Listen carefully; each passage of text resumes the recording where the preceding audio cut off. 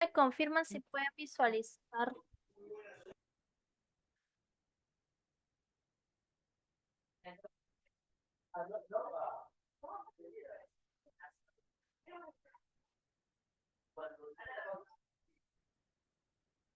Muy bien, chicos, ¿qué tal? Buenas tardes. Vamos a comenzar justamente con el tema del día de hoy, que es trabajo y el aspecto demográfico. Bien. Vamos a comenzar primero definiendo qué es el trabajo, qué vendría a ser el factor trabajo. ¿Está bien? El factor trabajo vendría a ser en este caso, un factor que implica, ¿no? Desarrollar actividades, básicamente una actividad física o mental, que obviamente realice el ser humano, ¿sí? ¿Para qué? ¿Para qué, profesora, el hombre realiza una actividad física, una actividad mental, ¿no? ¿Cuál es la finalidad? Bueno, básicamente esta actividad va a estar empleada para generar bienes y servicios y así para que la población pueda satisfacer sus necesidades. Bien. Ahora, el factor trabajo se considera básicamente un factor clásico, un factor activo. ¿Por qué activo? Porque es el que da inicio a la etapa de producción, ¿no? Recuerda que es el hombre, que es el factor trabajo, la fuerza de trabajo del hombre es el que de alguna manera va a transformar la naturaleza para poder crear bienes y servicios. Por eso es que se considera un factor activo. ¿Sí? Determinante, porque obviamente el factor trabajo es el que transforma, es el que inicia el proceso de producción, ¿bien? Y es importante que esté presente en la industria, en la empresa, ¿no? Para poder transformar la naturaleza, ¿bien? Y es originario porque siempre estuvo presente, al igual que el recurso natural, es decir, al igual que la naturaleza, tanto la fuerza de trabajo del hombre como la naturaleza siempre han estado presentes en la producción, ¿bien? Entonces, esas son algunas características que posee el factor trabajo. Vamos a hablar de la retribución.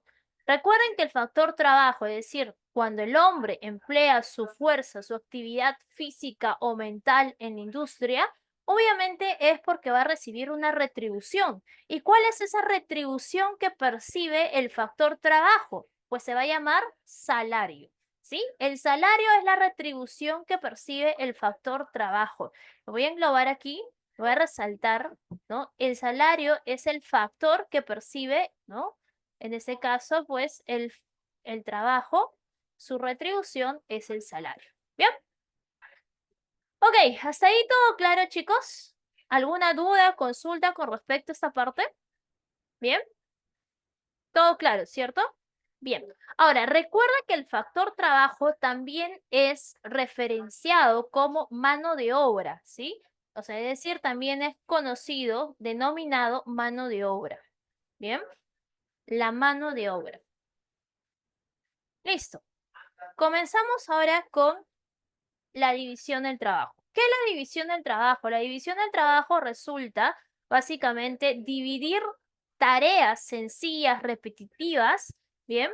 Dentro de la empresa, ¿bien? Es decir, separar cada tarea, cada, en este caso, actividad dentro de la empresa con la finalidad de poder crear, ¿sí? Factores especializados. Es decir, la división del trabajo es cuando en una empresa cada personal, cada empleado realizan tareas diferentes, especializadas, con la finalidad de poder de alguna manera fundamentar en una especialización y así mejorar el nivel de eficiencia del trabajador.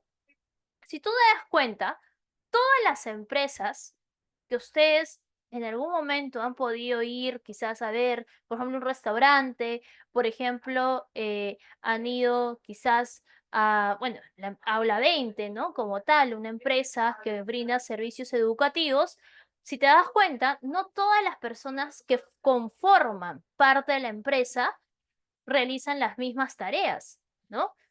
Hay tareas que son de alguna manera idóneas para una persona y que obviamente son personas que manejan y saben esa tarea, ¿no? Entonces, esa es la división del trabajo. La división del trabajo es que cada persona que conforma parte de una empresa realiza una tarea diferente.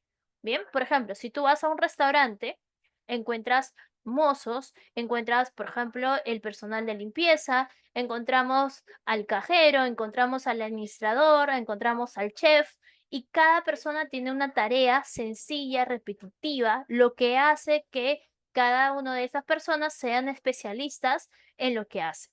Bien. Ahora, ¿cuáles son las ventajas y desventajas de la división del trabajo? Bueno, una de las ventajas es que facilita la producción. Obviamente, si estamos hablando de personas especializadas que sean de alguna manera que saben el trabajo que realiza, pues obviamente el producto que se va a generar es un producto especializado, ¿no? Va a ser un producto de alguna manera, pues, que hayan sido elaborados por personas que manejan o saben el área de trabajo donde están de alguna manera realizando. Ahora, no solo eso, sino también que aumenta la productividad de los trabajadores dentro de la empresa.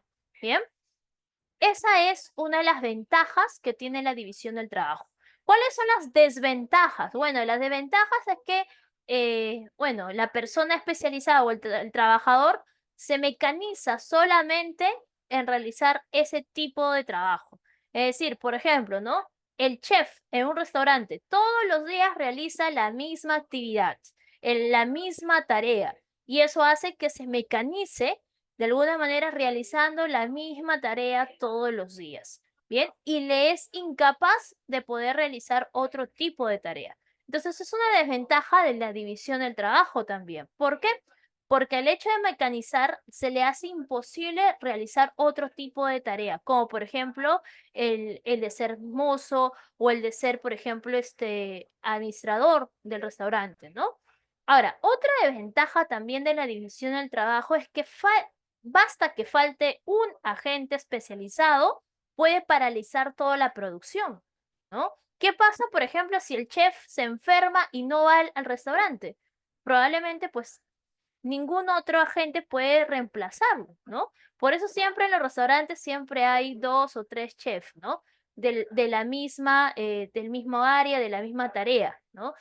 En caso de que uno falte, pues ya, ¿no? Hay un reemplazo, ¿no? Pero en el caso, por ejemplo, de aula 20, ¿no? Igual, hablamos de personas especializadas. Cada profesor maneja su curso, ¿no? Hay profesores de lenguaje, profesores de historia, hay profesores de física, y obviamente cada uno de ellos es especialista en lo que realiza, ¿no? Falta que uno de esos profesores que son especialistas, que son un agente especializado dentro de la empresa, falte, no llegue a trabajar por ya sea por salud o porque X motivos, entonces puede paralizar todo el proceso productivo, sí, puede paralizar, porque obviamente si no viene el profesor de física es imposible que un profesor, por ejemplo, de letras, no pueda reemplazar a ese profesor de física. Entonces, de alguna manera, pues puede darse el caso, sí. Entonces, esa es una de las ventajas de la división del trabajo. Ahora, ¿quién planteó de alguna manera en dónde podemos encontrar, ¿no? Parte de esta teoría de la división del trabajo? Bueno, en este caso vamos a ver que esto ha sido planteado por Adam Smith, el padre de la economía, en el libro La riqueza de las naciones. Bien. Ahora, aquí se explica que de alguna manera, pues, la división del trabajo genera un aumento en la productividad, ¿no? Como consecuencia de esta división del trabajo, de esta repartición de tareas sencillas, repetitivas dentro de las empresas, pues genera que aumenta la productividad, ¿no? Dentro de la industria. Bien. Ahora, también vamos a hablar del trabajo como parte también de lo que vendría a ser la estructura laboral de la población, ¿no? Nosotros sabemos que obviamente vamos a dividir demográficamente, ¿no? Esta división demográfica es a través de la OIT, en este caso la Organización Internacional del Trabajo, se va de alguna manera a encargar de la división demográfica. Y esto va a ser con ajustes también que son determinados por el INEI, el Instituto Nacional de Estadística e Informática. Bien, comenzamos con la estructura laboral de la población. Tenemos la población total. Bien, yo te pregunto, los 33 millones de peruanos que conformamos parte de este hermoso país, bien, a eso le sumamos los extranjeros que llegaron a nuestro país, es decir, nuestros, bueno, en este caso, nuestros hermanos venezolanos que llegaron a nuestro país, ¿no? Toda esa población total que conforma justamente en nuestro país, te pregunto, ¿toda la población total tiene la edad de trabajar? Es decir, ¿todos trabajan? ¿Todos los que conformamos este hermoso país realizamos una actividad laboral? ¿Todos? No. ¿Cierto? No. Entonces, dentro de lo que es la población total, vamos a dividir a la población en la edad de trabajar y la población en la no edad de trabajar. Pero para eso tengo que preguntar lo siguiente también. Pregunta, ¿a qué edad uno ya puede trabajar? A ver, vamos a participar. Hay que dialogar. ¿A qué edad tú consideras o tú piensas que puedes ya iniciar a trabajar? Por ahí me dicen los 18 años, profesora. Dicen por ahí 15 a más. Por ahí me dicen 14. 16 años me dicen por ahí, me preguntan 17, dicen. Bueno, les voy a decir que en realidad es, según la OIT, es a partir de los 14 años uno ya está en la edad de trabajar. Es decir, según la OIT, bien, a los 14, de 14 para más, uno tiene las condiciones físicas y mentales para poder realizar una actividad económica, ¿sí? Entonces, obviamente, ya podemos estar en la edad de trabajar a partir de los 14 años. Es decir, todos los que conformamos parte de este salón, ¿no? Virtual, o sea, los 43 personas que estamos aquí, bueno, tenemos la edad de trabajar. Todos tenemos la edad de poder realizar una actividad. ¿Bien? Ahora, profesora, y los que son menores de 14 años, bueno, ellos van a formar parte de la población en la no edad de trabajar. ¿Alguien tiene hermanitos aquí? Hermanitos de 10 años, 8 años, por ahí quizás, no sé, pues de 11 años, ¿no? ¿Alguien tiene hermanitos? Claro, ahí dicen, no, su hermanito. Por ejemplo, su hermanito, ¿no? Su hermanito de 10 años, de 8 años, ellos pertenecen a la población en la no edad de trabajar, ¿sí? Ellos conforman parte de la población en la no edad de trabajar, porque son menores de 14 años. ¿Bien? Listo. En el caso de la población en la edad de trabajar, ¿sí? Igual, ¿no? Vamos a hacer la siguiente pregunta. Aquí tenemos la PET, ¿sí? Se va a representar de esa manera. Población en la edad de trabajar, PET. Bien. Se considera a los 14 a más, ¿sí?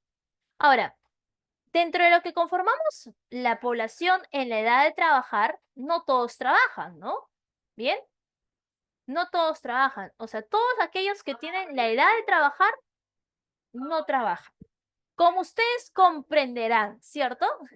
No todos ustedes, bueno, en este caso ustedes tienen mayor de 14 años, pero no trabajan.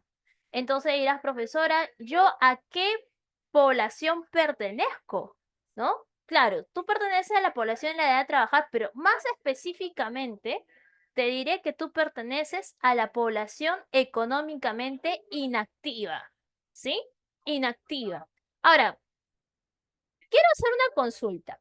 De todo el salón virtual que estamos aquí, los 43 personas, levante la mano aquellos que se encuentran trabajando, aquellos que ahorita se encuentran trabajando.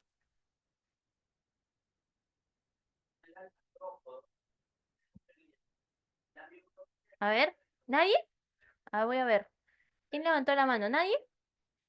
Ya, entonces todos ustedes, ¿no? Como nadie levantó la mano, entonces todos ustedes pertenecen a la población económicamente inactiva, ¿sí? Todos ustedes pertenecen a la PI, ¿bien? Ahora, por ahí me hacen una pregunta por el chat, me dice, maestra, pero solo es posible que trabajen tan solo de modo informal fuera de algún sector, ¿no?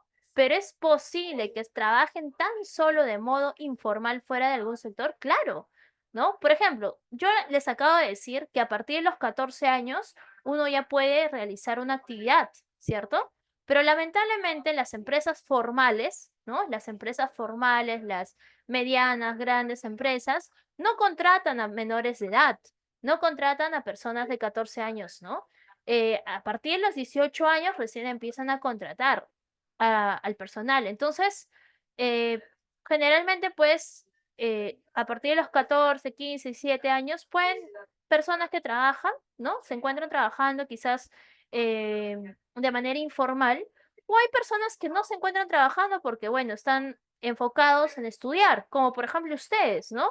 Ustedes en este momento no se encuentran laborando por lo mismo porque ustedes se encuentran 100% concentrados en estudiar, o al menos eso se supone, ¿no? Que se encuentran ahorita en este momento, se encuentran 100% enfocados en sus estudios, ¿no? Entonces, la población económicamente inactiva es la población que no trabaja y no busca trabajo, ¿bien? Entonces, también llamada pena o la no PEA, ¿no? La no población activa.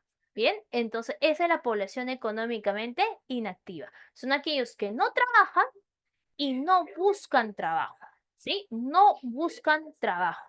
Por ejemplo, ustedes ahorita no están trabajando, pero tampoco están buscando trabajo, ¿no? Las amas de casa, por ejemplo, aquellas que se dedican 100% al cuidado de sus hijos, son aquellos que pertenecen a la población económicamente inactiva, ¿no? ¿Quiénes más? Por ejemplo, los discapacitados físicos y mentales. También ellos son aquellos que pertenecen a la PI.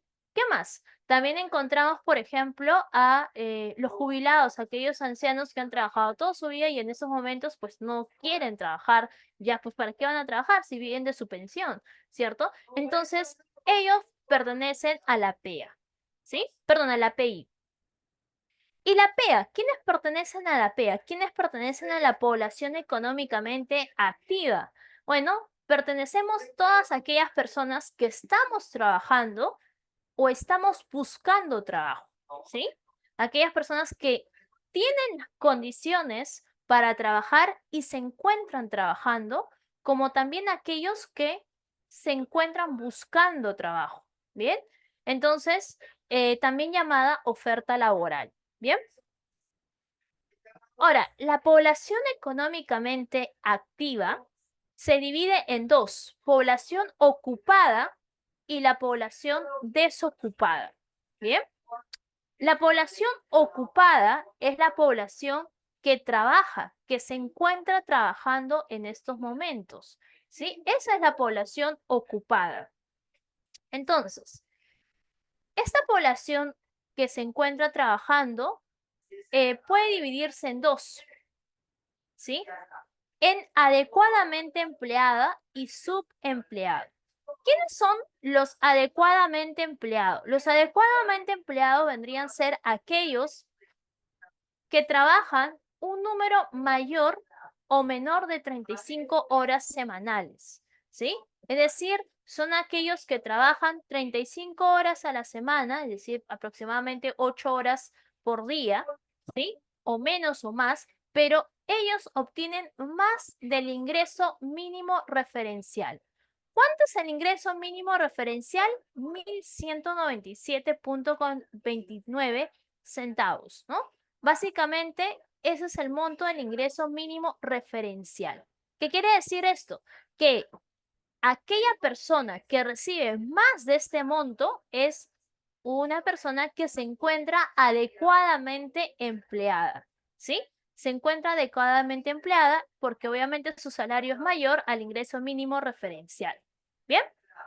Profesora, ¿y qué es en este caso la población subempleada?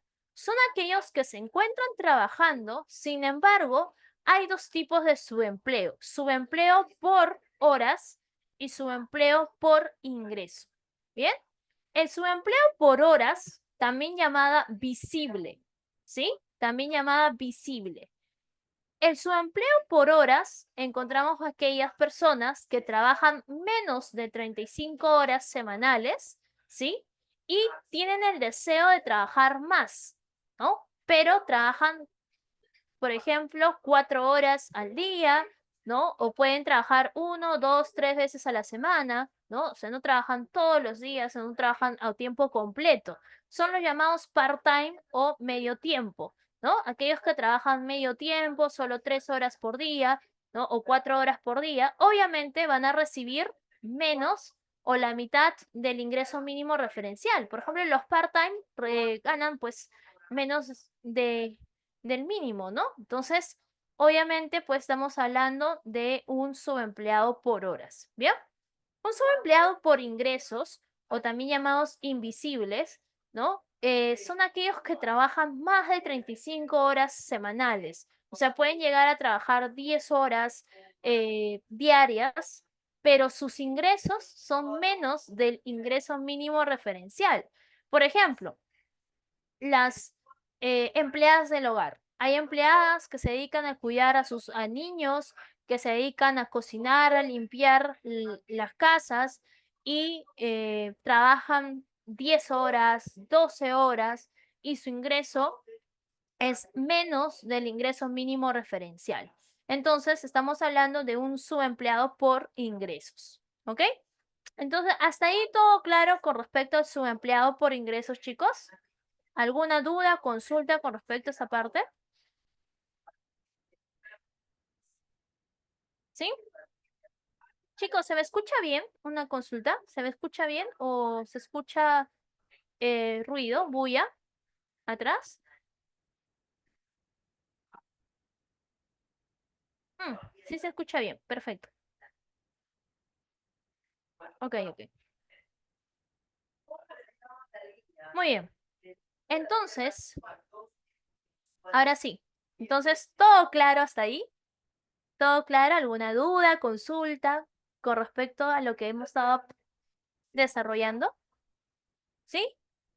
Consulta, preguntas. Aprovechen, ¿no? Ahorita.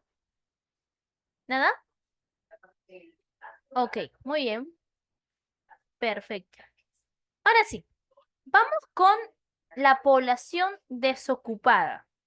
Aquella población que no se encuentra trabajando, pero pertenece, ojo, pertenece a la PEA, ¿sí? Pertenece a la PEA. Recuerda que la diferencia entre la PEA y la PI es que la PEA trabaja, pero están, o sea, trabajan, son aquellas que se encuentran trabajando o están buscando trabajo, ¿sí? Por eso es que esta población se pertenece a la PEA, porque son aquella población que está buscando trabajo. En cambio, la PI son aquellos que no buscan trabajo, ¿sí? Esa es la diferencia, ¿bien? La diferencia de esos dos. Ok, vamos aquí. La población desocupada es aquella población que no se encuentra trabajando, pero está buscando trabajo, ¿sí? Está buscando trabajo. Entonces, la población, en este caso llamada también desempleo abierto, se divide en dos: los cesantes y los aspirantes. ¿Qué son los cesantes? Los cesantes son aquellos que tienen experiencia laboral, son aquellos que ya han trabajado previamente en algún momento de sus vidas, tienen experiencia, ya tienen años, meses trabajando. Entonces, ellos en esos momentos, si bien no se encuentran trabajando, pero están buscando trabajo. ¿Bien? Los aspirantes son aquellos que por primera vez están buscando trabajo, ¿no? Por ejemplo, aquellos que han salido del colegio y quizás se dedican a trabajar, ¿no? Entonces, por primera vez están buscando trabajo. O aquellos que terminan la universidad y están de alguna manera también buscando trabajo, ¿no? Por primera vez son aquellos llamados o considerados dentro de lo que es el desempleo abierto como aspirantes, ¿no? Sin experiencia laboral. O sea, en otras palabras, los que dicen mi primera chamba, ¿no? Los que están buscando su primera chamba, ellos son justamente los aspirantes. ¿Bien? Entonces, ahí encontramos los aspirantes. Bueno, entonces hasta ahí justamente eh, es lo que es la PEA, ¿no? Población económicamente activa. ¿Bien? Dice, ¿a qué se le llama oferta laboral? Ya, oferta laboral se le llama básicamente a aquellos que ofrecen su fuerza de trabajo. ¿Sí? Esa es la oferta laboral. Ofrecen su fuerza laboral, su fuerza de trabajo. ¿Sí? Están ofertando, están brindando, están ofreciendo su fuerza laboral. Por ejemplo, yo ofrezco mi fuerza de trabajo a la empresa Ola 20. Estoy ofreciendo mi fuerza laboral, ¿sí? Entonces, esa es la oferta laboral. Y así encontramos todas aquellas personas que buscan trabajo o están trabajando y están ofreciendo su fuerza de trabajo. Esa es la oferta laboral. ¿Ok? Muy bien. Población económicamente inactiva, ¿sí? La población económicamente inactiva. ¿Quiénes son? Bueno, es la población que no trabaja y por lo tanto tampoco busca trabajo, ¿sí? En este caso, la población económicamente inactiva se divide en dos. ¿Quiénes son? Por ejemplo, está el desempleado oculto. Aquel desempleado oculto es aquella persona que tú, por ejemplo, le preguntas, ¿tienes deseos de trabajar? Y esa persona te dice, sí, tengo deseos de trabajar, ¿sí? Tengo deseos de trabajar. Pero, y tú le preguntas, ¿estás buscando trabajo? No. O sea, tiene deseos de trabajar, pero no busca trabajo. Eso es el desempleado oculto, ¿sí? Es aquella persona que tiene deseos de trabajar, pero en estos momentos no está buscando trabajo. ¿Bien? En cambio, el inactivo pleno es aquella persona que no tiene deseos de trabajar y por ende, pues, ¿qué va a buscar trabajo si no tiene deseos de trabajar, ¿no? Entonces, ese es el inactivo pleno, ¿sí? Ese es el inactivo pleno. ¿Ok? Ahora sí, ¿en dónde tú te encuentras? A ver, ¿en dónde tú te consideras que perteneces de toda la población total? ¿En dónde tú te consideras? Vamos, a ver, ¿eres PI? ¿Eres PA? A ver, ¿en dónde te consideras? Población ocupada, desocupada. Por ahí dice, profesora, me encuentro un desempleado oculto, dice. Tengo deseos, pero no busco trabajo. Por ahí dice PI, muy bien. No, claro, población económicamente inactivo, ¿cierto? Ahí dice, inactivo pleno, con orgullo, dice, ¿no? Claro, ellos no tienen deseos de trabajar ahí, ¿no? Por ahí. Ah, mira, por acá tenemos a una PEA, ¿no? A una población económicamente activa. Muy bien, o sea, me imagino que está buscando trabajo o está trabajando, ¿no? Bien, muy bien, muy bien. A ver, y si yo les pregunto, a ver, su querida profesora de economía, ¿no? ¿En qué, en qué estructura laboral se encuentra? A ver, o sea, yo, pues, ¿no? ¿En dónde me encuentro? A ver, ¿en dónde me encontraría? A ver, ¿en qué estructura laboral? Claro, estoy dentro de la PEA, ¿cierto? ¿No? Más específico, población ocupada, ¿cierto? ¿No? Bien, claro. Y si vamos más específico, adecuadamente empleado, claro. Claro, entonces, de alguna manera, ahí nos encontramos. Bueno, yo me encuentro, ¿no? Muy bien, muy bien. Excelente, ¿ah? Ustedes lo máximo son. Me gusta que participen, me gusta ese salón que participa bastante. Muy bien, excelente. Entonces, esa es la PEA, ¿cierto? La población económicamente activa, la población económicamente inactiva. Muy bien, perfecto. Vamos ahora, vamos ahora a continuar y vamos a hablar de lo que es justamente la Organización Internacional del Trabajo, que es la OIT. Bien, la OIT básicamente es un organismo de la ONU, tiene una naturaleza tripartita.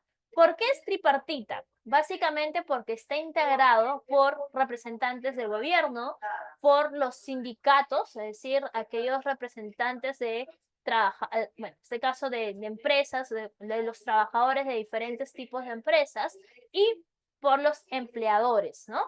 Básicamente. ¿Cuál es la finalidad de la OIT? Bueno, defender los derechos laborales de los trabajadores a nivel mundial, ¿sí? Básicamente su sede queda en Ginebra, Suiza, ¿bien? Y vamos a ver cuáles son los objetivos primordiales. Bien, los objetivos primordiales es promover y cumplir todas las normas y los principios que están de alguna manera estipulados en los derechos fundamentales del trabajador, ¿sí? Además, también crear mayores oportunidades para que las mujeres y hombres puedan de alguna manera tener en este caso, trabajos, empleos, ¿no? Que sean dignos para las personas y obviamente con ingresos adecuados también, ¿no? Mejorar la cobertura, mejorar la eficacia de la seguridad social para todos y también fortalecer el tripartismo, que es básicamente la relación entre el Estado, las empresas, es decir, los empleadores y los trabajadores, ¿no? En ese caso. Bien, debe existir un diálogo entre esta naturaleza tripartita. Bien, entonces, básicamente eso es la finalidad, los objetivos que tiene la OIT, ¿no? Buscar de alguna manera prevalecer todos los derechos de los trabajadores que están también estipulados en la Constitución, ¿no? Recuerda que dentro de la Constitución Política del Perú, la vigente del 1993, básicamente ahí se encuentran también los derechos de las personas. Bueno, en este caso, no solo los derechos de las personas, sino también laboral, ¿no? En cuestiones de los derechos laborales, ¿no? Y que vamos a ver también básicamente que también tiene el trabajador derecho a la sindicalización. Y básicamente es lo que vamos a ver ahorita, ¿no? ¿Qué es el sindicato? ¿Qué es ese derecho que tiene el trabajador de la sindicalización? Bueno, el sindicato vendría a ser una organización que es creada por los trabajadores de una empresa para poder de alguna manera defender y promocionar sus derechos frente a sus empleadores, ¿no? Es decir, el sindicato es el grupo de personas que van a estar en representación de todos los trabajadores, quienes van de alguna manera a entablar una conversación directa con el empleador. Recuerda que a veces, ¿no? Hay empresas que son muy grandes, ¿no? Empresas demasiado grandes como empresa Gloria, como empresa Donofrio y en fin, ¿no? Empresas donde hay muchos trabajadores. Y lamentablemente cuando a veces hay ciertos, digamos, fastidios, ya sea en el horario, ya sea en el pago, ya sea en el sueldo, ¿no? En el sueldo que se recibe. Entonces, si los trabajadores quieren expresar de alguna manera su disconformidad, tal vez en el ambiente laboral, qué sé yo, eh, y desean conversar con sus empleadores, a veces es muy complicado cuando hablamos de empresas muy grandes, ¿no? Porque hay muchos trabajadores. Entonces, para ello es que existe lo que se llama sindicato, que el sindicato vendría a ser un grupo de personas que van a representar a todos los trabajadores de la empresa y ellos van a acceder a tener ese diálogo con el empleador, ¿no? Entonces, básicamente, estos derechos que tiene el trabajador están reconocidos por las normas internacionales y nacionales. Es un derecho que tiene el trabajador pertenecer a un sindicato, ¿no? Por eso decimos que el sindicato es un derecho socioeconómico, según la Constitución Política del Perú vigente, ¿no? La de 1993. Además, también se encuentran registrados en el Ministerio del Trabajo. ¿Bien? Entonces, ese es el sindicato. Dice, a ver, por aquí me dice, profesora, ¿y por qué algunos restaurantes no quieren contratar cuando eres menor de edad? Lo que pasa es que cuando uno es menor de edad, ¿sí? Y ahí voy. Cuando uno es menor de edad, básicamente, pues, seguramente su profe de cívica les habrá comentado que de alguna manera, pues, nosotros tenemos capacidades, ¿no? Capacidad de ejercicio y capacidad de goce. Y hay algunas, en este caso, de acuerdo a nuestra edad, ¿no? De acuerdo si somos mayor de edad o menor de edad, se nos va de alguna manera a clasificar. Es decir, a qué, por ejemplo, yo, ¿no? Es que soy mayor de edad, tengo capacidad de ejercicio y también capacidad de goce. Capacidad de goce en mis derechos y también capacidad de decidir sobre mis derechos. En el caso de un menor de edad, no lo tiene. Entonces lo adquiere cuando cumpla su mayoría de edad. Entonces, en el caso, por ejemplo, de trabajar para una empresa, ¿no? Es un poco más complicado, ¿no? El hecho de trabajar con menores de edad. Por lo mismo que si algo pasa, un accidente o algo así, puede tener toda la responsabilidad la empresa. Bien. Obviamente con esto no digo que cuando eres mayor de edad no se hace responsable, sino que básicamente hay capacidades que uno adquiere cuando uno tiene la mayoría de edad. Y pues las empresas formales, ¿no? Prefieren, ¿no? De alguna manera, pues contratar ya a personas de mayor edad. ¿Bien? Listo. O aquellos que ya son considerados ciudadanos. ¿Bien? Ahora sí. Bueno, entonces, volviendo ya a lo que estábamos hablando, el sindicato vendría a ser básicamente, de alguna manera, esa organización que los trabajadores van a, de alguna manera, tener en defensa y la promoción de sus derechos. ¿Bien? Ahora, ¿qué conflictos laborales pueden existir? ¿Habrá conflictos laborales? Sí, claro, ¿no? Conflictos laborales, como por ejemplo, a ver, el paro, ¿no? ¿Qué pasa, por ejemplo, si los trabajadores y el empleador no llegan a un acuerdo?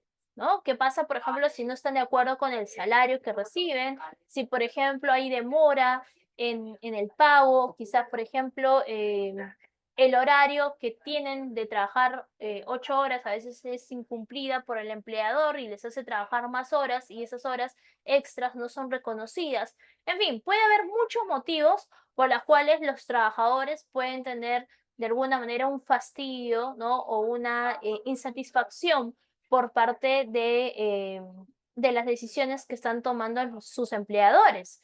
Entonces, estos trabajadores expresan su molestia, su disconformidad a través de los conflictos laborales. Y esto tenemos, por ejemplo, el paro. El paro es una suspensión de actividades definida en el tiempo. Y lo vuelvo a repetir, definida en el tiempo. Es decir, fue un paro de alguna manera durar 24 horas, 48 horas o máximo 72 horas. No puede durar más, chicos. Por eso es incorrecto decir que hay un paro indefinido. Generalmente, de manera equívoca, pues se habla en las noticias, ¿no? En los noticieros encontramos, pues, básicamente una información, ¿no? Dice, paro indefinido de transportistas. Yo te pregunto, ¿existirá un paro indefinido? No. ¿Por qué? Porque el paro es definido en el tiempo, o sea, máximo 72 horas, ¿sí? Puede durar 24, 48 o 72 horas, que equivale a 3 días. ¿Bien? Ahora, ¿cuál es? En este caso, vendría a ser el conflicto laboral indefinido en el tiempo. Eso es lo que se llama huelga.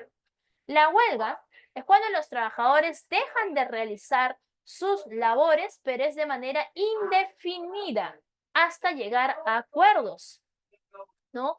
Puede durar, por ejemplo, 3 días, 4 días, una semana, quincena, ¿no? O hasta que se solucionen los acuerdos, que lleguen a solucionar los acuerdos. Entonces, por eso se dice huelga indefinida, ¿no? Es decir, es indefinida en el tiempo. ¿Bien? Otro conflicto laboral también es el sabotaje. ¿Qué es el sabotaje? Vendría a ser cuando los trabajadores dañan las maquinarias, los materiales de las empresas, la infraestructura de la empresa, empiezan a dañar, causar daños, estragos dentro de lo que vendría a ser la infraestructura empresarial de sus empleadores. Entonces, cuando los trabajadores toman acciones, ¿no? Violentas, dañando los materiales, los equipos, las maquinarias, entonces es lo que se denomina sabotaje. ¿Bien? Seguramente su profe de Historia Universal les habrá comentado que durante, en este caso, la Revolución Industrial, ¿no? Hubo básicamente, pues, conflictos laborales, ¿no? Porque el hombre era reemplazado por la tecnología, bueno, las maquinarias que en ese momento se estaba desarrollando, y obviamente quisieron los trabajadores que habían sido desplazados, de alguna manera reemplazados por las maquinarias, pues obviamente empezaron a destruir todo tipo de maquinarias, equipos durante esa época. Y esto es lo que nosotros conocemos, ¿no? Como sabotaje. ¿Bien? Otro conflicto laboral también está el boicot. ¿Qué es el boicot? Es cuando hablamos de una práctica organizada para negarse a comprar o vender o mantener cualquier otra forma de relación comercial con la empresa, ¿no? Básicamente, el boicot vendría a ser parte de afectar la imagen de la empresa, dañar la imagen de la empresa, dañar de alguna manera en las ventas, ¿no? De la empresa. Y obviamente ese es lo que llamamos nosotros boicot, ¿bien? El boicot. Bien, todas estas son obviamente pues hechas por los trabajadores, ¿no? En forma de una expresión de disconformidad con los hechos que están de alguna manera realizando los empleadores.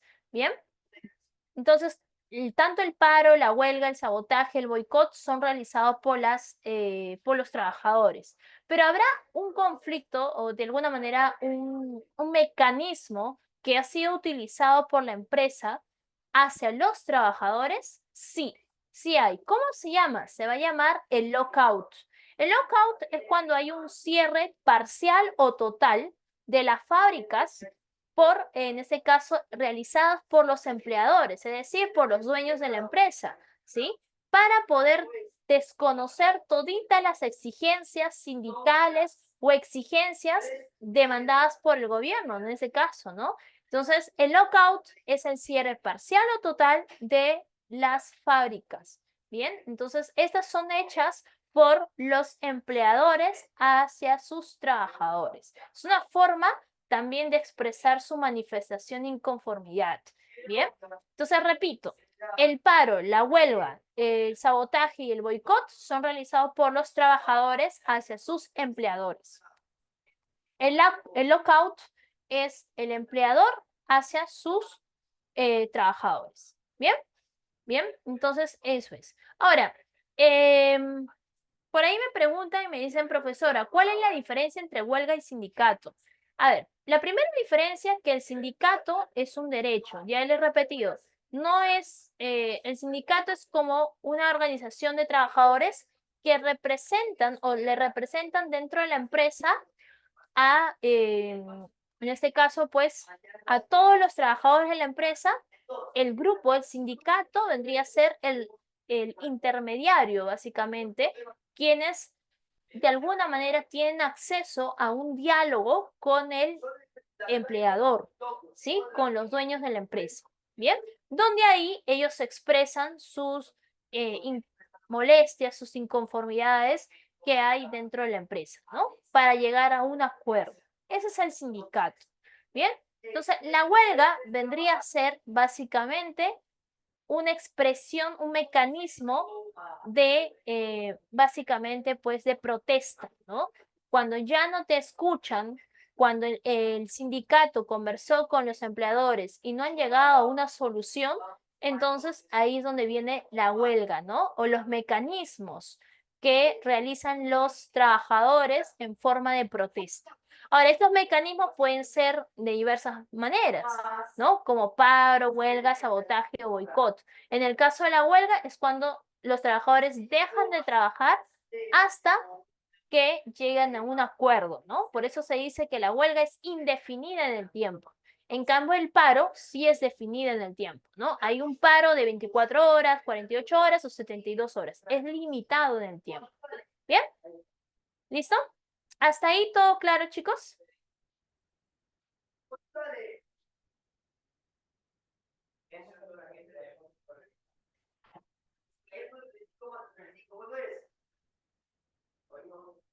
¿Todo claro ahí?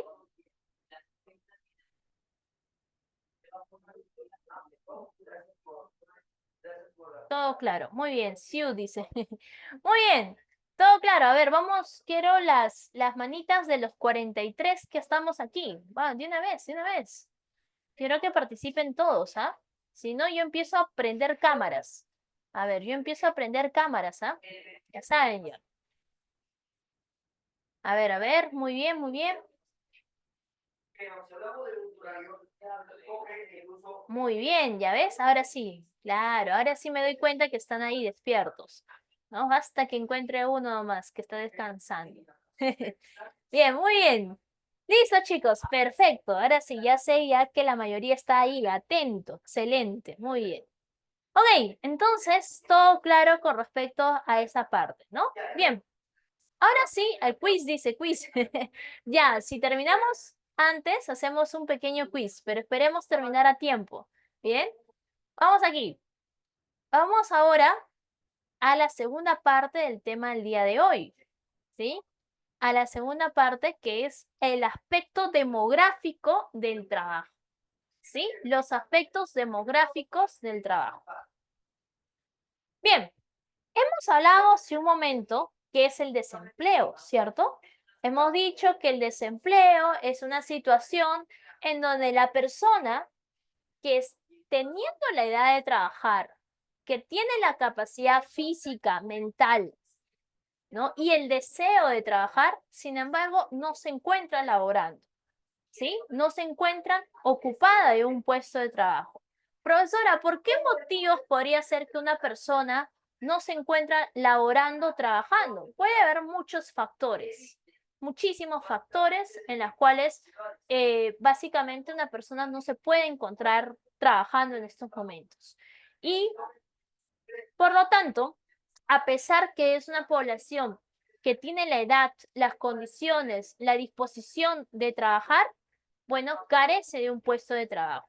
Ahora, el desempleo, ¿puede haber causas que generen desempleo? Sí. ¿Qué pasa cuando hay desajustes entre la oferta y la demanda de trabajo? Es decir, cuando las personas que están buscando trabajo son más que los puestos disponibles para trabajar, ¿no? Por ejemplo, ahorita, ¿no? Seguramente tu vecino, tu familiar o una persona muy conocida, tu amiga, dice, uy, estoy buscando trabajo, pero no encuentro trabajo. Busco trabajo, estoy presentando mi CV por aquí, por allá, encuentro ahí, pero no encuentro trabajo, dice, ¿no? Entonces, ¿es por qué? Porque hay mucha oferta laboral, muchas personas que están ofreciendo su fuerza laboral, sin embargo, hay muy pocos puestos disponibles, ¿no? Lamentablemente, pues, eso puede suceder en una economía. Y eso puede ser causa de desempleo, ¿no? Otra razón por la cual también puede haber desempleo es por los cambios tecnológicos. Cuando hay automatización o robotización que pueden sustituir puestos de trabajo, ¿no? Realizados por humanos, ¿no? Por ejemplo, quizás no tanto en nuestro país vemos este caso, pero seguramente en otros países, seguramente por internet, ¿no? Por noticias o por TikTok, ha visto, ¿no? Te has informado. Por ejemplo, ¿has escuchado que en Japón hay una cafetería que cuando tú vas a comprar tu café, tu bebida favorita, quien te atiende es un robot, ¿sí o no? ¿No? No sé si ustedes habrán visto eh, por, por internet o por ahí que quien te atiende en realidad es un robot. Ahorita, por ejemplo, en Japón, en países, ¿no? Como China, ¿sí? Encontramos básicamente a a robots que te están atendiendo en los restaurantes, en las cafeterías. Entonces, de alguna manera, ¿no? La tecnología está desplazando la fuerza laboral del hombre, ¿no? Entonces, ¿eso puede originar también desempleo? Claro que sí, ¿no? Más adelante, quién sabe, ¿no? Quien te enseña economía ya no es tu profesor Angelín, sino un robot, ¿no? Imagínate, ¿no? Entonces, puede pasar, sí, puede pasar, porque hay cambios tecnológicos, ¿no? Y puede de alguna manera pasar ello, ¿no? Conforme se va desarrollando la tecnología. ¿Y eso puede generar desempleo? Claro que sí. Bien. Crisis económica. Cuando un país está obviamente evidenciando una crisis económica, puede provocar una disminución en la actividad económica. Es decir, por ejemplo, cuando hay recesión, cuando hay crisis en un país, las empresas producen cada vez menos. Y si las empresas producen menos, obviamente van a empezar a despedir a sus trabajadores, porque no van a, de alguna manera, pues producir como antes. Entonces ya no van a necesitar tantos trabajadores como antes. Y al despedir a sus trabajadores, es ahí donde empieza a aumentar el desempleo, ¿cierto? Entonces, la crisis económica también puede provocar de alguna manera un incremento de desempleo, ¿no? En el país. Bien, entonces, y así encontramos muchas otras causas que pueden originar el desempleo. Bien, hasta ahí, ¿todo claro, chicos? ¿Todo claro hasta ahí? ¿Todo ok? ¿Sí? A ver, ¿alguna duda? ¿Consulta?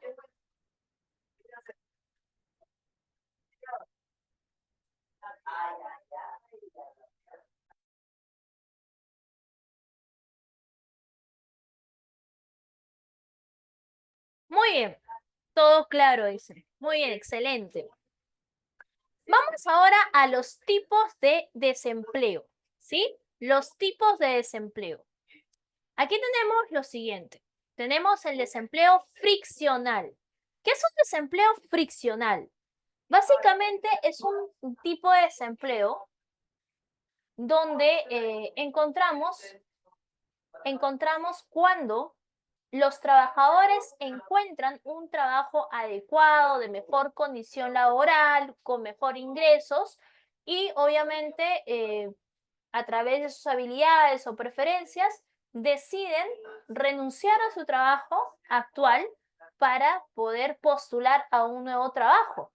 Entonces, obviamente ese tiempo es un tiempo corto, de corto plazo, puede ser semanas o meses, y básicamente, pues eso es lo que nosotros llamamos desempleo friccional, ¿no? Por ejemplo, un trabajador busca un nuevo empleo, entonces tiene que renunciar a su trabajo, va a estar desempleado quizás una semana, 2 semanas, y luego ya ingresa a su nuevo trabajo, ¿no? Entonces, eso es lo que nosotros llamamos desempleo friccional, ¿bien? Bueno, en este caso ejemplo, ya hemos dicho, buscar un nuevo trabajo después de graduarse, ¿no? Quizás, por ejemplo, por ahí cambiar de carrera o mudarse a una nueva ciudad, ¿no? Por ejemplo, supongamos que por X motivos, pues, tienes que viajar o mudarte a otro lugar, a otra ciudad, y obviamente vas a tener que buscar un nuevo trabajo ahí, ¿no? ¿No? Entonces, eso puede pasar, ¿no? Un desempleo friccional. Bien.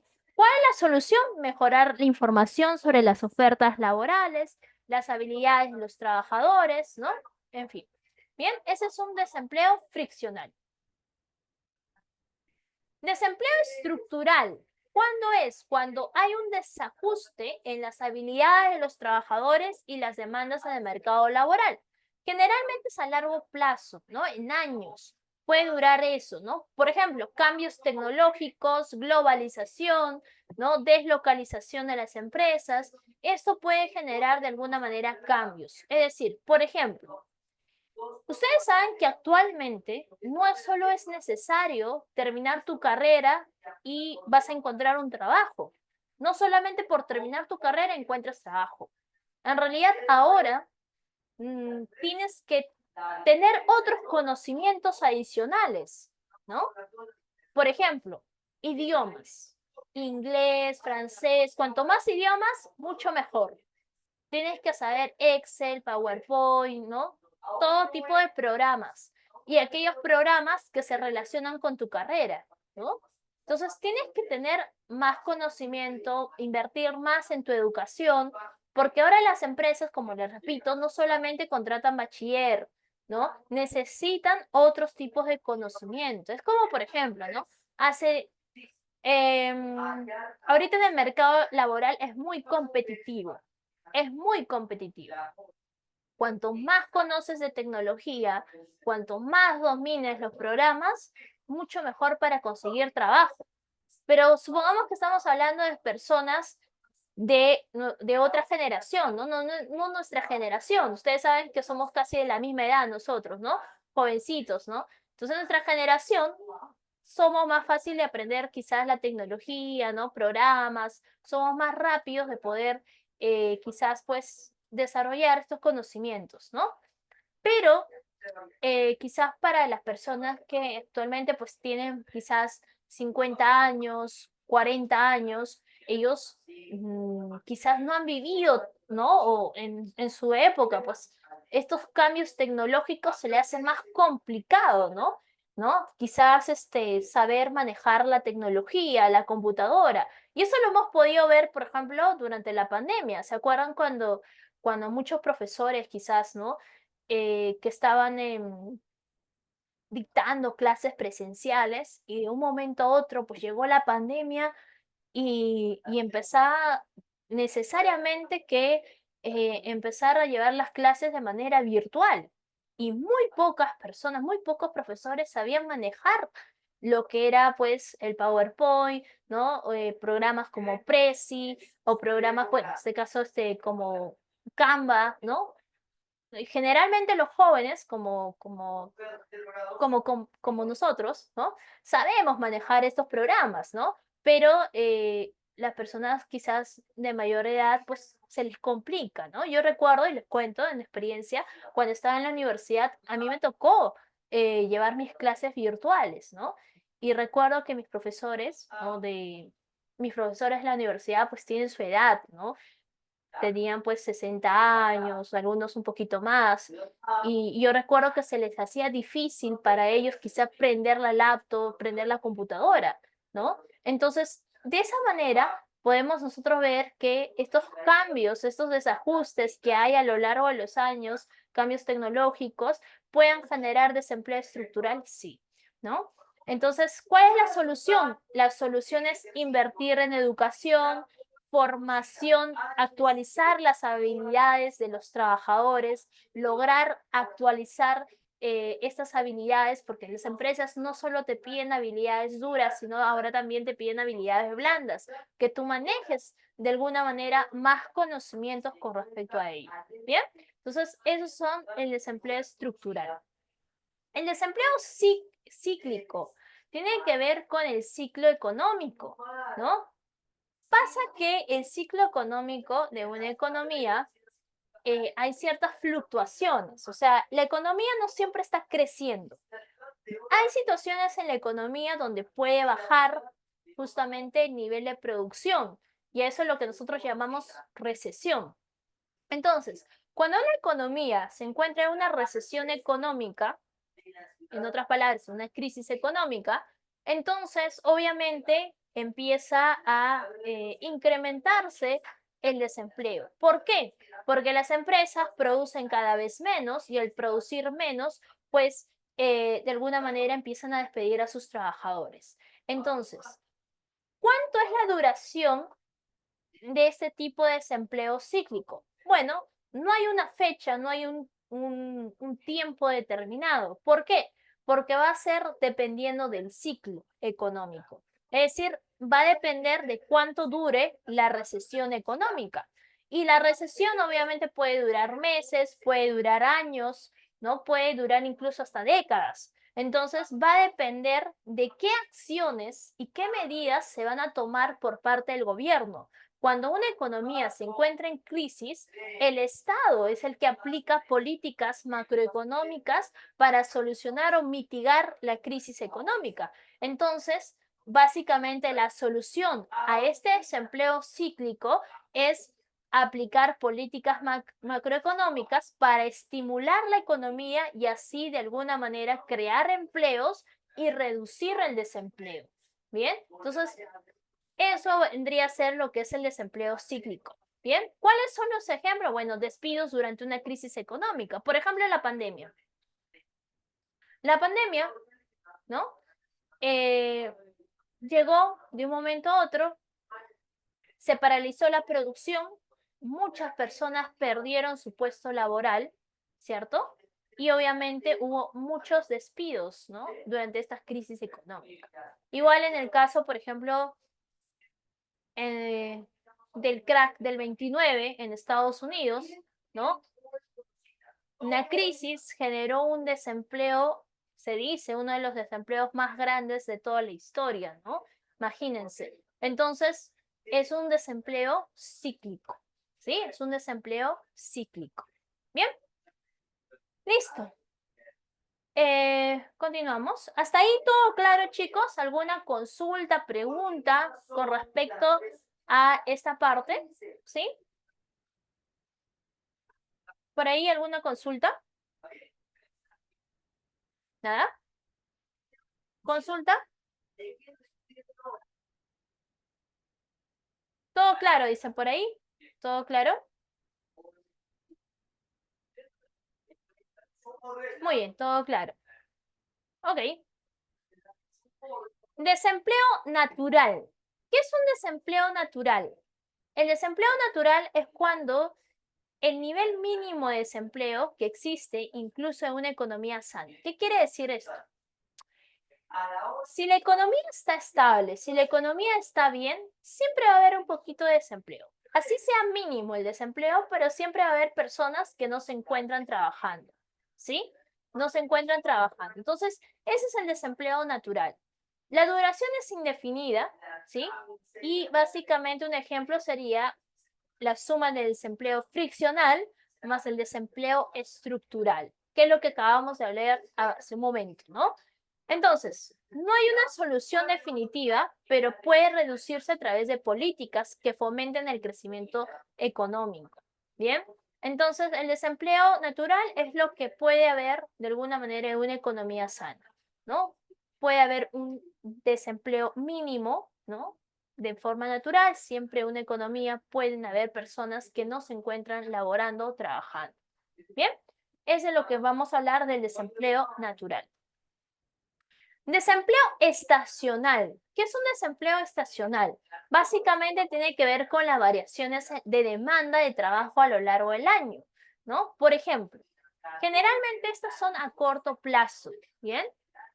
Por ejemplo, en el caso de la cosecha de frutas, del año, durante todo el año, hay una temporada donde hay cosecha de frutas, verduras, ¿no? De un tiempo determinado.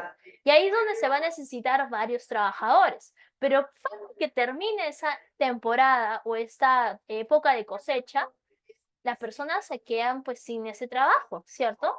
Entonces, ese es un desempleo estacional, ¿no? Va a depender básicamente de las situaciones. Igual, por ejemplo, en la ganadería. Hay épocas donde son etapas donde se empieza a trasquilar todo lo que es la lana, ¿no? La lana de los animales, y ahí es donde se contratan varios trabajadores. Pero basta que termine esa época del año, pues ya, ¿no? Ya dejan de trabajar en ese aspecto. Entonces, ese es un desempleo estacional. Tiene que ver con el sector agrícola, con el turismo, con la construcción. La construcción, por ejemplo, ¿no? Contratan trabajadores hasta que termine el proyecto, ¿no? Hasta que termine la construcción de una obra. Luego de ahí se quedan pues sin trabajo hasta que consigan otra obra y así, ¿no? Ese es un desempleo estacional. ¿Bien? Bien, chicos. Este es un resumen pequeñísimo de lo que hemos visto, los tipos de desempleo. Desempleo friccional, la causa es la búsqueda de empleo, ¿no? Duración corto plazo, ejemplo, cuando cambio de trabajo, ¿no? Graduarse, ¿no? La solución, mejorar la información o habilidades. La estructural son desajuste de habilidades, por lo tanto, es en el largo plazo y hay eso básicamente, por ejemplo, cambios tecnológicos, ¿no? ¿Cuál es la solución? Invertir en tu educación, en tu formación. Cíclico, fluctuaciones económicas, ¿no? Es básicamente una duración es variable en el tiempo y las soluciones a través de las políticas macroeconómicas pueden llegar a una solución. Natural, mínimo, inevitable, es parte de, ¿sí? Básicamente la solución es el crecimiento económico, incentivar el crecimiento económico del país, lo cual eso reduce todo tipo de desempleo natural, ¿no? Y también la estacional, que viene que hacer con variaciones de la demanda durante lo largo del año, y pues la solución sería la diversificación económica y flexibilidad laboral, ¿no? Entonces, esta vendrían a ser los tipos de desempleo que se van a dar a lo largo de los periodos del año o de un tiempo determinado, puede ser corto plazo, largo plazo, variable, indefinido. ¿Bien? Hasta ahí, ¿alguna consulta, pregunta con respecto a los tipos de desempleo? ¿Sí? ¿Alguna consulta por ahí?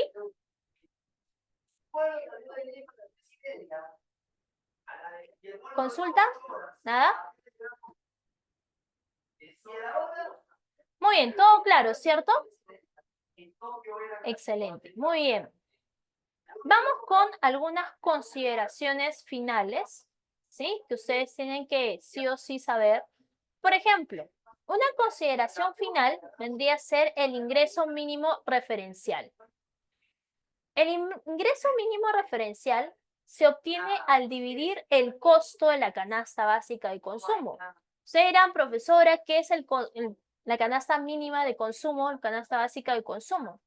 Básicamente, la canasta básica de consumo es elaborado por todos los productos de primera necesidad, productos que uno adquiere, que las familias consumen, adquieren a lo largo de un periodo de tiempo, ¿sí? Entonces son productos que uno adquiere, que uno compra, ¿bien?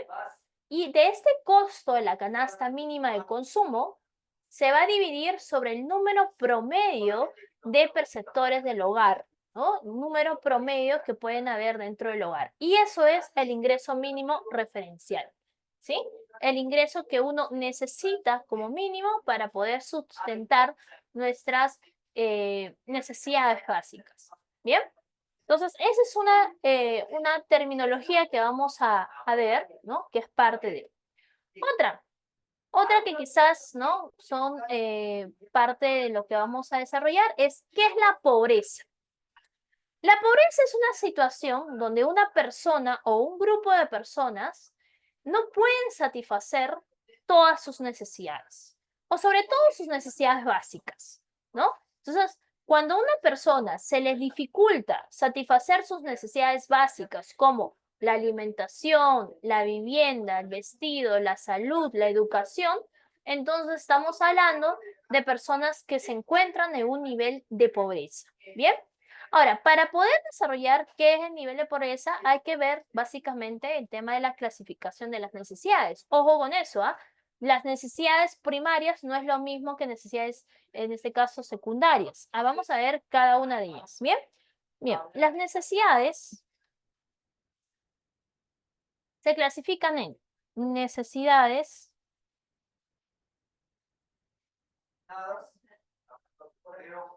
primarias. Las necesidades primarias, bien, las necesidades primarias, vamos a tener las siguientes. ¿Cuáles son las necesidades primarias? Tenemos la alimentación. Son necesidades básicas, primordiales. Sí o sí, el ser humano tiene que satisfacer esta necesidad, ¿sí? Las necesidades primarias. Bien, por ejemplo, la alimentación.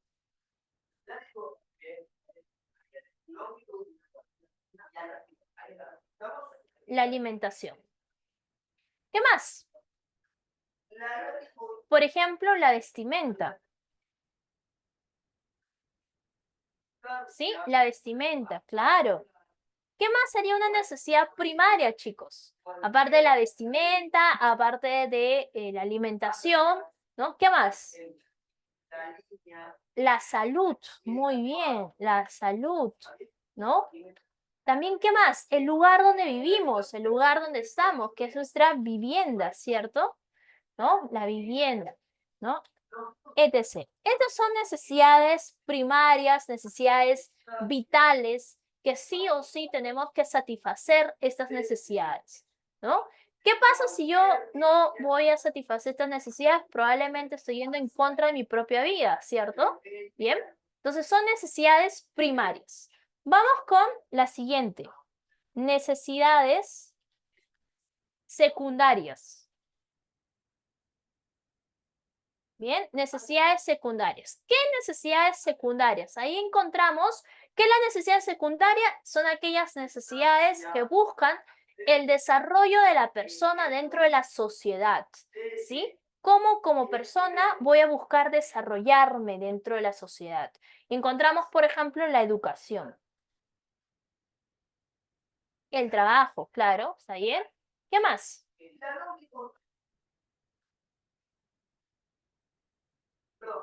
la educación, la recreación.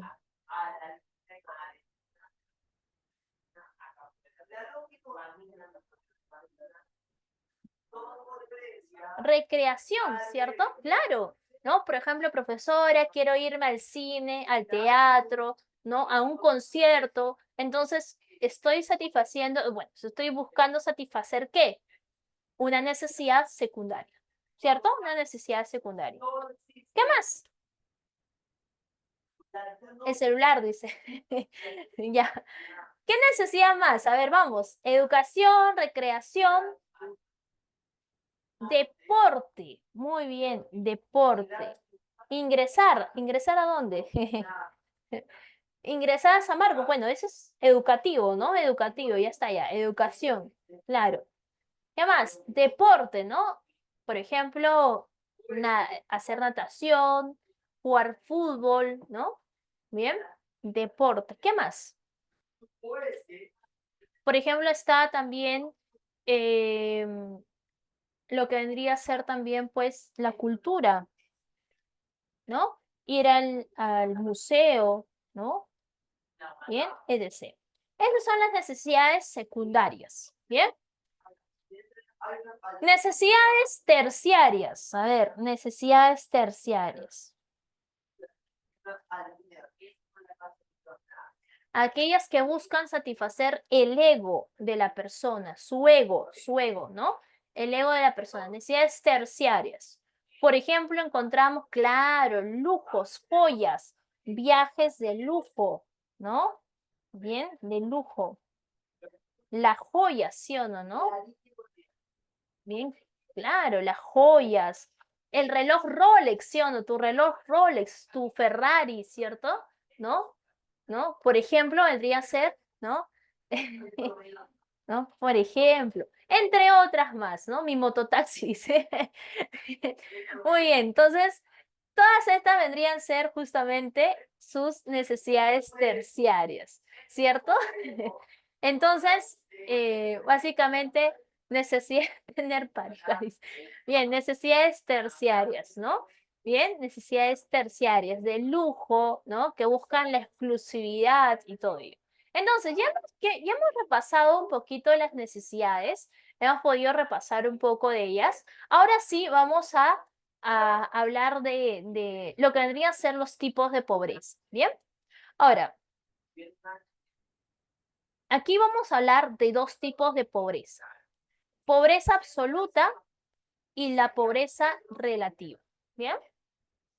La pobreza absoluta vendría a ser aquella que, aquel grupo de personas que de alguna manera le falta recursos para satisfacer sus necesidades básicas de supervivencia. Es decir, en otras palabras, son aquellas que se encuentran en el nivel de pobreza extrema. La pobreza extrema son aquellas personas que se les dificulta satisfacer sus necesidades más básicas, como la alimentación, por ejemplo, la vivienda, el hogar, la salud, ¿no? Entonces son personas que tienen dificultades para satisfacer estas necesidades tan importantes de supervivencia. Bien, entonces podemos decir básicamente pues que eh, la pobreza, ¿no? La pobreza absoluta se define como la parte más, digamos, pues, en la situación en donde a una persona se le es complicado satisfacer sus necesidades de supervivencia. ¿Bien? En cambio, la pobreza relativa son aquellos que si bien le falta recursos para alcanzar un nivel de vida digno, o sea, quiere decir que sí puede satisfacer sus necesidades básicas como la alimentación, pero para poder de alguna manera vivir dignamente, ¿no? Sí se les dificulta, ¿no? Entonces es una pobreza relativa, ¿no? También llamada pobreza, ¿no? Básicamente, esta vendría a ser, ¿no? Los dos tipos de pobreza. Ahora, profesora, una consulta. ¿Y si una persona puede satisfacer sus necesidades secundarias, ¿no? Como por ejemplo la educación? Hay personas que estudian en colegio particular, profesora. Entonces, si no tienen problemas en satisfacer su alimentación, su salud, su vivienda, y aparte también satisfacen sus necesidades secundarias, entonces yo te pregunto, ¿serán personas que se encuentran en una situación de pobreza? ¿Serán personas que se encuentran en una situación de pobreza? ¿Qué dicen? ¿Sí o no? Claro, ya no, pues, ¿no? Están en un nivel de holgura, por ejemplo, ¿no? Holgura, en un nivel donde sí pueden satisfacer otro tipo de necesidades. Y profesora, ¿qué pasa si me compro un Ferrari, ¿no? Un Ferrari, ¿no? Por ejemplo, tengo mi reloj Rolex, ¿no? Entonces ya, pues, ¿no? Son pitucas, ¿no? Por ahí- No, claro, ¿no? Ya sería, estaríamos hablando ya de personas, ¿no? Con ya un nivel económico más alto, ¿no? Y obviamente son aquellos que son parte de la no pobreza, ¿no? Bien, entonces riqueza, claro, bien. Listo, entonces hasta ahí todo claro con respecto a lo que es la pobreza y los tipos de pobreza que acabamos de ver. ¿Todo clarito? ¿Todo claro, claro? ¿Ok? ¿Sí? ¿Bien? ¿Todo bien, no? ¿Sí? ¿Sí? Voy a prender cámaras, ¿ah? Bien, todo bien, ¿no? Ok. Sí, ahí están, ahí, ya, muy bien. ¿Ves? Cuando los amenazo con prender cámara, ahí sí responden, ¿no? Quis- Muy bien, excelente. Ahora sí, vamos con la siguiente parte. Vamos aquí. Bien, chicos. Ahora sí, vamos con las causas de las pobrezas. Obviamente, en realidad, para poder definir una causa de la pobreza, en realidad es complicada, compleja, muy variada. Hay muchas razones, ¿no? Pero las más importantes son las siguientes.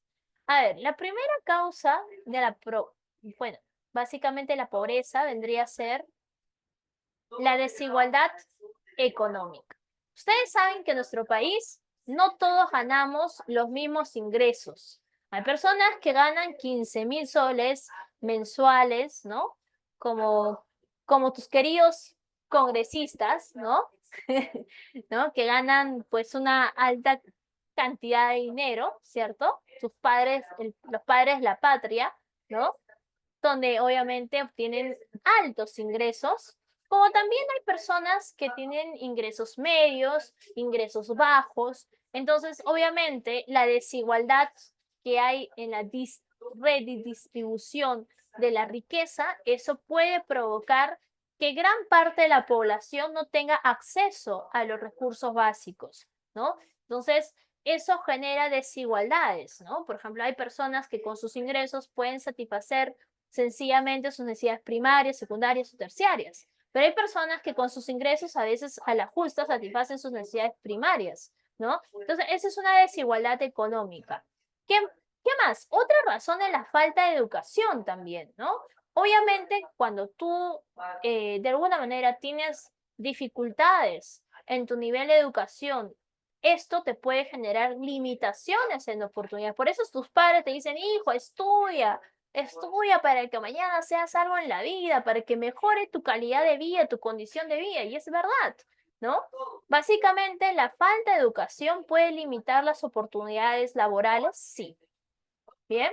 Entonces, obviamente, pues, una persona que tiene un bachiller, un título, pues obviamente va a tener mayores facilidades de encontrar un trabajo de acuerdo a lo que al nivel que haya estudiado, ¿no? Que en comparación a una persona que no ha terminado ni primaria, por ejemplo, ¿no? Entonces, la falta de educación en nuestro país puede limitar oportunidades de empleo y dificultar la obtención de ingresos suficientes para que puedan satisfacer sus necesidades básicas, ¿no?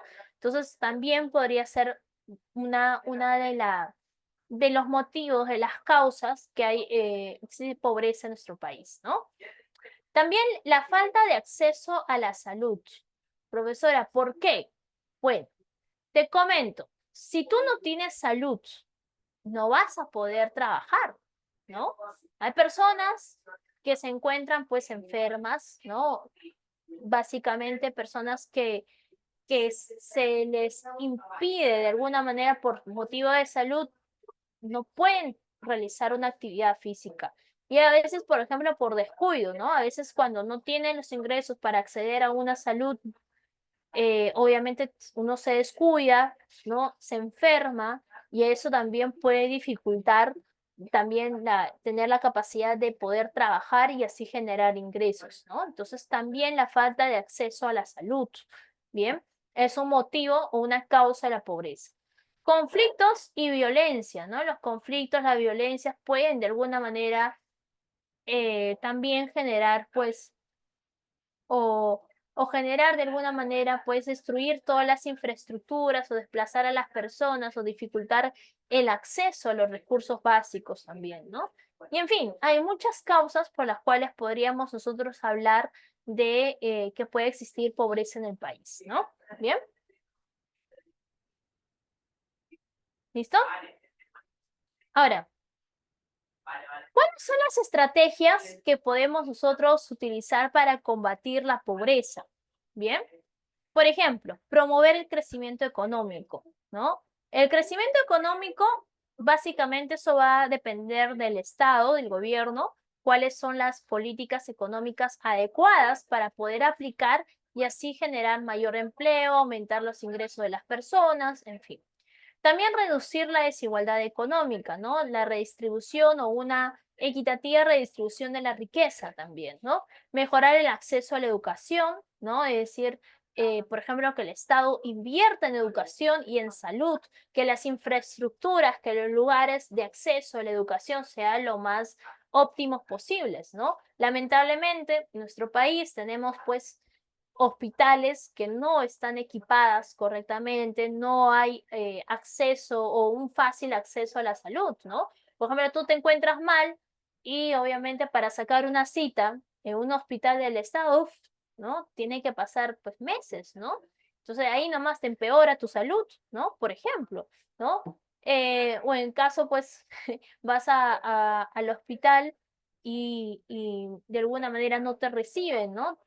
En fin, ¿no? Hay mucha deficiencia en el sector público, ¿no? Básicamente con respecto a la salud. Igual en la educación, ¿no? Lamentablemente muchos de ustedes quizás habrán estudiado en colegios estatales. A ver, levanten la mano aquí nomás. ¿Quiénes estudiaron en un colegio estatal? ¿No? A ver, ¿quiénes estudiaron en un colegio estatal? Ahí vemos 10, 11, 12, 13, ¿no? 14, 15. ¿Ve? 15 personas de casi la mitad, ¿no? Del salón, ¿no? Que han estudiado en un colegio estatal, ¿cierto? En un colegio estatal donde quizás ni siquiera primera vez que estás viendo el curso de economía, me imagino, ¿no? Entonces, obviamente, si uno estudia en un colegio estatal hoy por hoy, se le complica quizás poder, pues, quizás es más complicado para ustedes quizás, ¿no? Postular a la universidad, porque obviamente hay cursos que uno no ve, ¿no? Por ejemplo, em, economía no lo ves en un colegio estatal, ¿cierto? Muchos chicos que han estudiado en colegio estatal lo van a ver recién ahora, en un nivel preuniversitario, ¿cierto? Entonces, lamentablemente, pues, esto te genera desventaja con respecto a los chicos que sí estudiaron en un colegio particular, donde en un colegio particular sí te enseñan economía, por ejemplo. Entonces, esto también, pues, genera de alguna manera una limitación al momento de postular a la universidad, por ejemplo, ¿no? Entonces, vemos que también una forma de combatir la pobreza es mejorar la educación, ¿no? Mejorar las condiciones educativas en el país, ¿sí? Por ahí en quinto me enseñaron a sumar, dice. ¿No? Claro, ¿no? A veces en colegio uno no lleva algunos cursos, ¿no? Entonces, por ejemplo, vemos que hay mucho por mejorar, ¿no? Entonces, esas son las formas de poder combatir justamente la pobreza. Bien, vamos aquí. ¿Cómo se mide la pobreza en nuestro país? Bueno, se mide bajo varios, bueno, tenemos dos enfoques, el enfoque de la pobreza monetaria, ¿sí? Donde la metodología se basa en el gasto per cápita del hogar. ¿Qué es el gasto per cápita? Es el gasto por persona, ¿no? ¿Cuánto es el consumo por persona en promedio? ¿Cuánto consume el peruano, no? ¿Cuánto consume el peruano? Y esto se va a definir mediante la línea de pobreza, ¿no?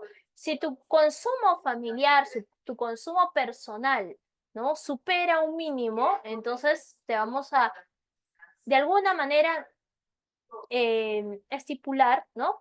Dentro de lo que vendría a ser los lineamientos de pobreza o pobreza extrema o no pobreza, ¿sí? Se va a depender del consumo per cápita, el gasto per cápita del hogar.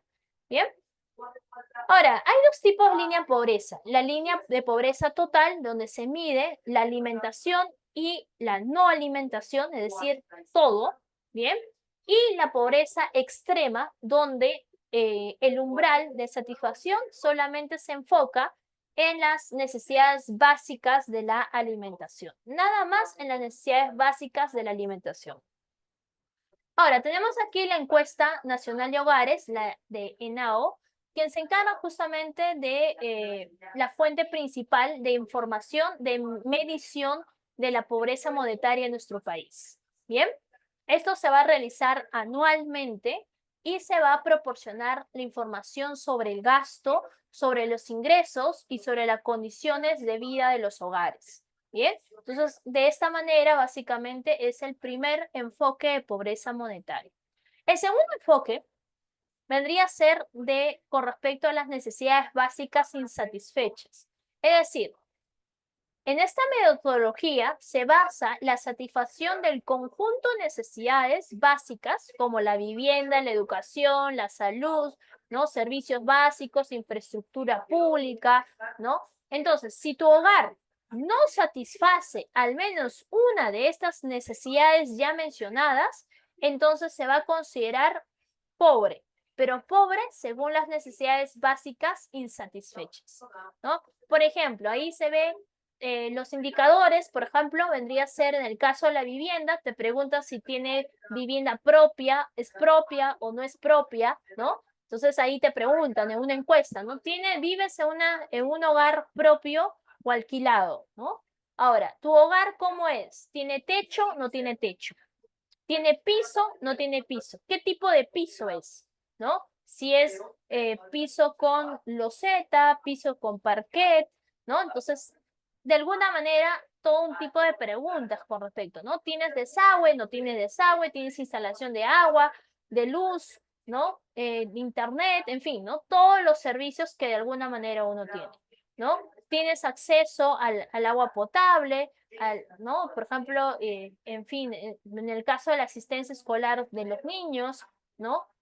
Por ejemplo, si las mamás tienen hijos pequeños, ¿no? Tiene acceso o asistencia a los controles prenatales, en fin, todo un tipo de temas de satisfacción de las necesidades en conjunto, ¿no? Y sobre todo en las necesidades básicas insatisfechas. Obviamente que si tú no logras satisfacer una de estas necesidades, entonces eres pobre, pero pobre según las necesidades básicas insatisfechas, o sea, del NBI. ¿Bien? ¿Quién se encarga de la encuesta, básicamente, o de brindarnos toda esa data? Es también la encuesta nacional de hogares, ¿sí? Que también se utiliza para medir la pobreza del NBI. ¿Ok? Entonces, ese es el enfoque, básicamente, de la pobreza según las necesidades básicas insatisfechas. ¿Hasta ahí todo claro, chicos? ¿Todo claro?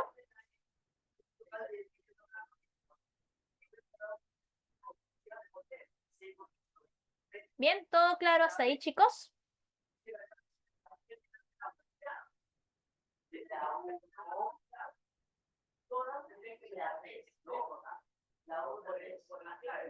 Sí, Miss. ¿Sí? Bien, muy bien. Entonces vamos a hacer un pequeño quiz. Bien, a ver. Un ratito voy a entrar.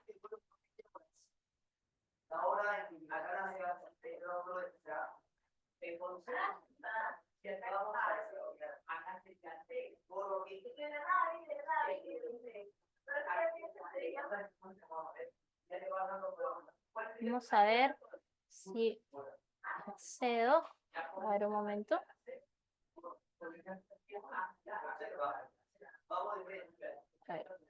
Aquí, creo que sí. A ver un ratito. Mm,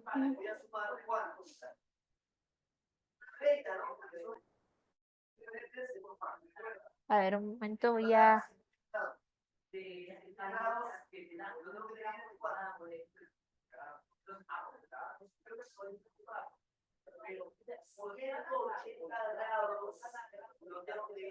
a ver.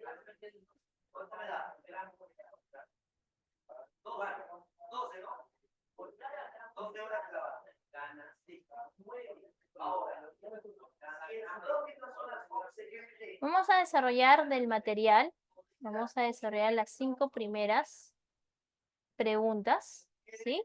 Que es la que vamos a desarrollar ahorita. Voy a pasar el quiz. A ver, un momento. Voy a... A ver. Ingresen, por favor, ingresen al quiz. ¿Ya? Por ahí dice, profe, ¿cómo me vuelvo rico? Dice, ¿no? Bueno.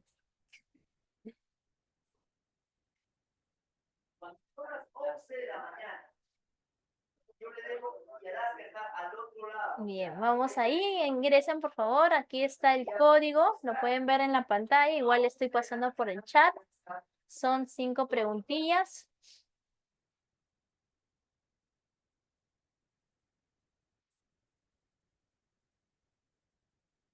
¿Listo? Vamos a ingresar, a ver. ¿Qué le damos al primer puesto? Los 3 primeros puestos. A ver, ideas para poder darles. A ver, vamos a... ¿Qué les parece una beca? Una beca, dice. ¿No? Una beca, dice.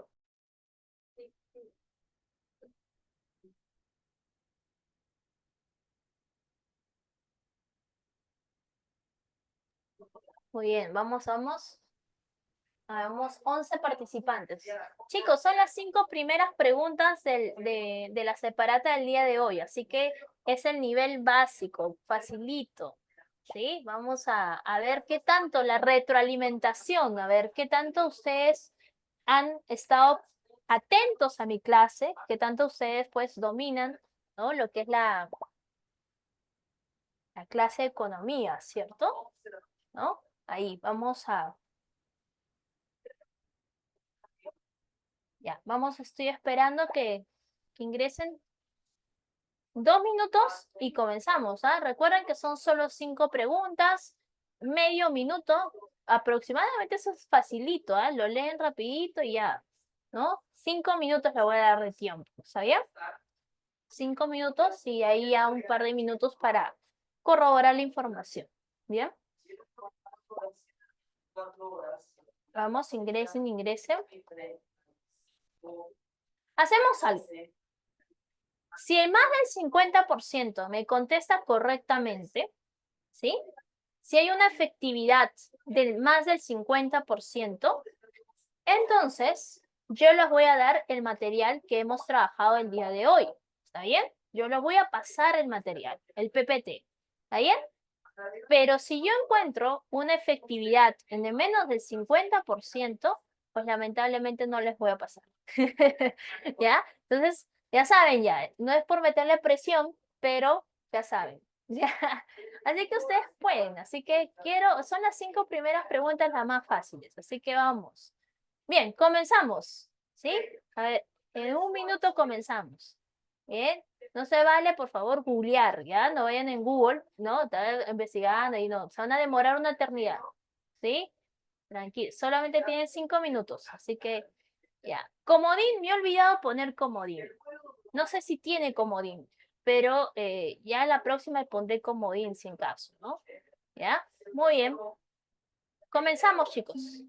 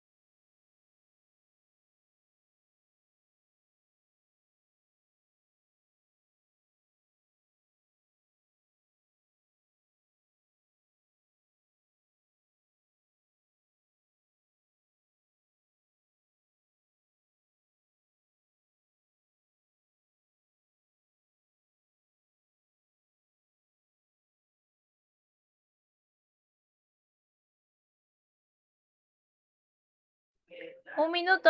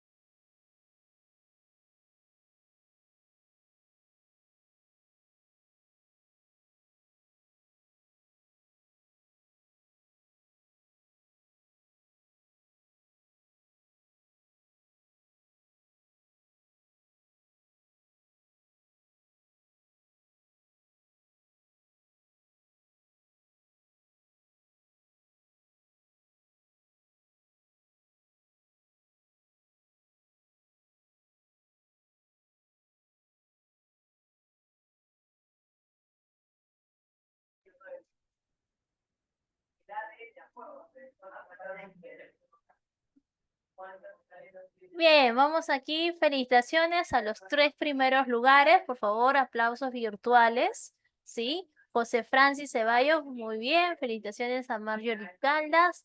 Felicitaciones a Juliet Chauca. Muy bien. Felicitaciones a los 3 primeros lugares. Bien. Pero bueno, vamos a ver lo siguiente. Vamos a ver las preguntas. A ver, ¿qué tanto estamos ahí hablando de las preguntas?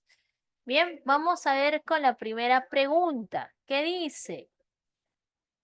La pregunta dice lo siguiente. Miren, observen que vamos a encontrar las preguntas y te dicen lo siguiente. A ver, el desempleo surge por razones estructurales y de fricción. O sea, te dicen estructurales y de fricción. ¿Bien? ¿Qué les dije? Cuando hablamos de un desempleo donde es estructural y también de fricción y no tiene relación con el desempleo cíclico, o sea, no tiene nada que ver con el desempleo cíclico, entonces estamos hablando de un desempleo ¿de qué tipo? Natural, ¿sí? Lo mencioné hace un momento. Bien, 10 jugadores contestaron correctamente, la mayoría contestó muy bien, ¿no? Una exactitud del 45%, está bien, perfecto. ¿Sí? Bien, muy bien. Vamos con la otra pregunta. Pregunta 3. Me dice lo siguiente. Dice, el flujo incesante de personas, ¿no? De personas que entran y salen de la fuerza laboral, o sea, por ejemplo, estudiantes, aspirantes insatisfechos, ¿no? Por ejemplo, aquellos que por primera vez están buscando trabajo, estudiantes que estaban trabajando part-time y luego después deciden renunciar porque ya terminaron su carrera y ahora quieren estudiar en lo que de alguna manera pues a tiempo completo, entonces deciden terminar su relación laboral con la empresa para buscar otra empresa con que trabajar. ¿Cómo se llama? Friccional, ¿no? Y continúa la creación y eliminación de empleos, crecimiento, contracción, desaparición de empresas, en fin, ¿no? Entonces, eso es friccional. 4. Cuando la tasa de desempleo observada, al igual que la tasa de desempleo natural, decimos que la economía se encuentra en qué? En pleno empleo, ¿sí? Una economía en pleno empleo es cuando se acerca básicamente a, de alguna manera, a que todos los trabajadores o todas las personas dentro de un país buscan de alguna manera encontrar un trabajo, ¿no? Un trabajo o un lugar donde poder tener un empleo, bien, y obviamente pues la tasa de desempleo es la menor, ¿no? Bien, dice, el desempleo asociado a los desajustes entre la cualificación o la localización de la fuerza de trabajo y la cualificación o la localización requerida por el empleador se conoce como. Bien, eso me acuerdo que lo dije aquí. ¿Dónde está? Ujú.